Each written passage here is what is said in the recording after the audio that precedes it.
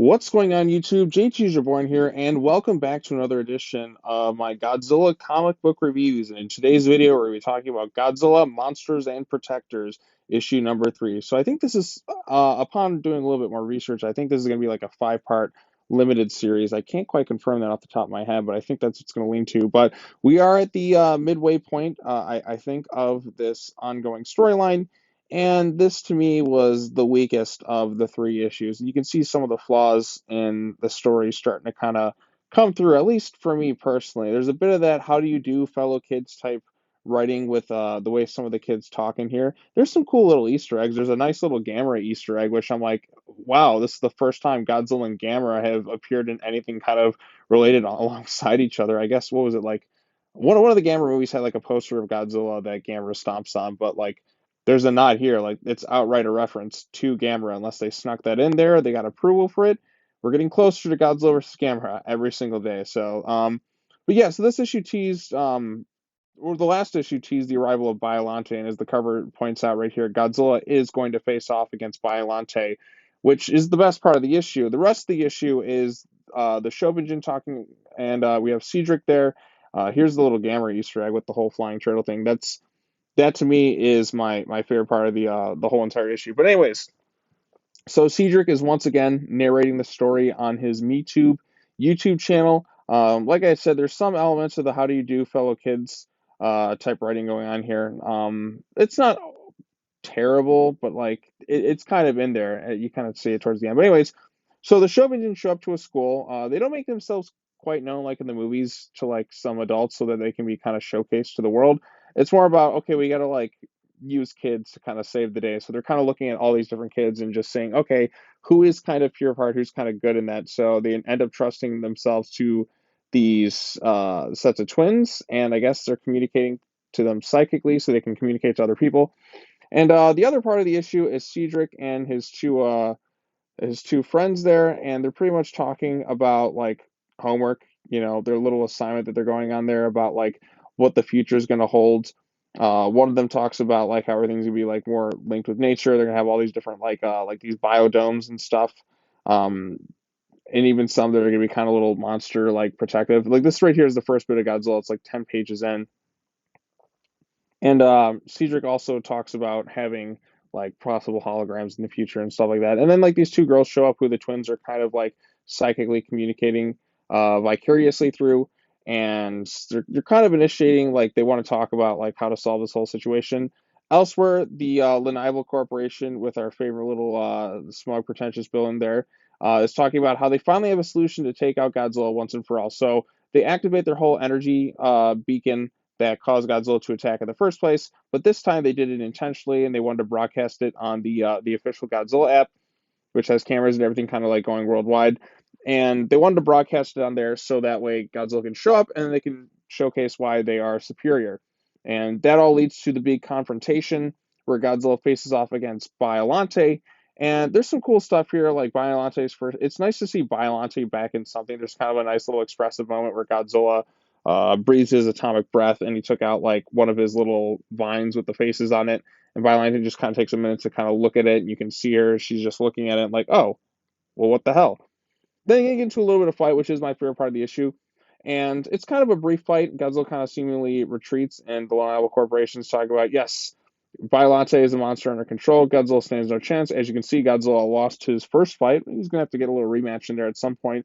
And that's basically kind of where the issue ends with them talking about how we're going to talk about the rematch of the fight. So there we go. There's maybe like one little comment that Cedric makes about trolls on his MeToo page, and yeah, that's pretty much the issue in a nutshell.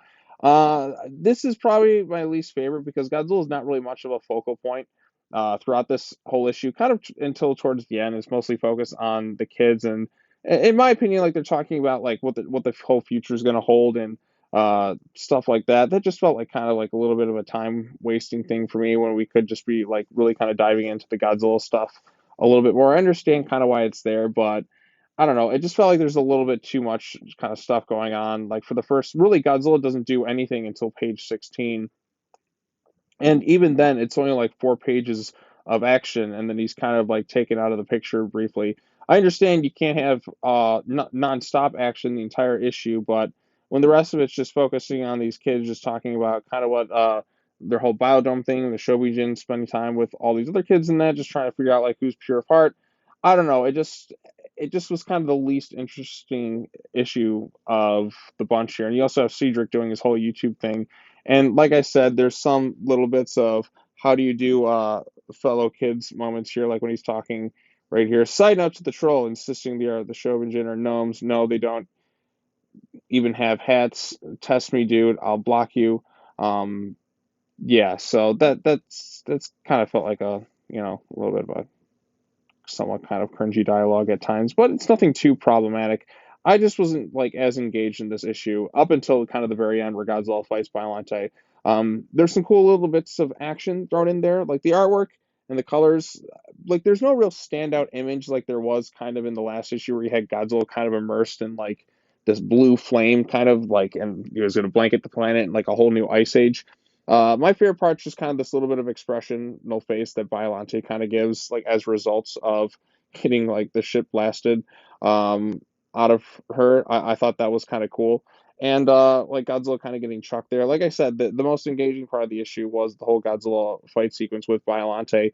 And I wonder where this is going to go in the next thing because they're about to get a rematch. They've kind of teased certain things in this series so far. Like they've teased like kind of like a Mecha Godzilla thing, kind of giving hints towards Ghidorah and all that these other kaiju. But I don't know if they're going to show up or if it's just going to be kind of a Godzilla versus Biollante type deal for the rest of the series. In which case, I wouldn't mind so much because Biollante hasn't been given as much, you know, screen time as I think she deserves. Like she only appeared in one Godzilla film and a couple video games, but really she should be showcased in a lot more stuff. I think she's a really creative looking, uh, organic kaiju. So that's what I kind of liked about it. I also think my other favorite part of this whole issue is the little Gamera Easter egg, like flying turtles. That because that's the closest we're going to get to Godzilla and Gamera interacting within the same universe as possible, because it really needs to be kind of done at this point. But I thought it was kind of an Easter egg. Overall consensus, I thought this was kind of the weakest of the three issues. Didn't really find like the first kind of portion of the story all that engaging because it's just kind of it's really dialogue heavy and it's not really engaging dialogue. It's kind of stuff we've kind of seen before where the kids are like, oh, I got homework and here's my little vlog. The Shobijin showing up to kind of do something was interesting, how they're going to kind of be like psychically like controlling these kids. Well, not really controlling, but like communicating through them. That should be an interesting approach. But why they wouldn't like make themselves more known to the world so they can get more attention is beyond me. But this is a different take on the Shobijin. And I get that they want the kids to be kind of the sole heroes of this storyline here. Um, Really not much in terms of fleshing out all the characters too much. Like Cedric's friends, I still like they're not really like fleshed out much in terms of like really kind of anything at this point. Cedric is the main character, but yet I feel like outside of him running a little bit of a Me Too vlog page, like I'm not sure what really makes him all that interesting of a character at this point. Same goes for kind of everything else. The most interesting, I think, human character so far, like at least the one I'm kind of in having a bit of the most fun with, is the main head of the Linival Corporation because I mean I enjoy like out of touch like really corporate type villains and these types of like Godzilla movies for the most part, like Torahata and Kumeyama in the original Mothra versus Godzilla were a lot of fun. Just kind of stuff like that. So like kind of assholes there, like smug pretentious. So yeah, overall consensus, I thought this was just kind of an okay issue. I think kids will get into it just fine. Although I feel like their attention, they'll kind of lose a little bit like of attention for until Godzilla kind of shows up because he's like I said, he's really not in the issue all that much. He's really only in like 5 or 6 pages of this like 20 plus page thing.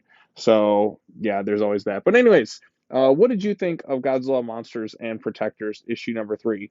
Did you like this issue? Did you dislike this issue? Tell me what you thought of it in the comment section down below. Be sure to hit that bell for notifications, like this video, share it with your friends, subscribe to the YouTube channel for more content.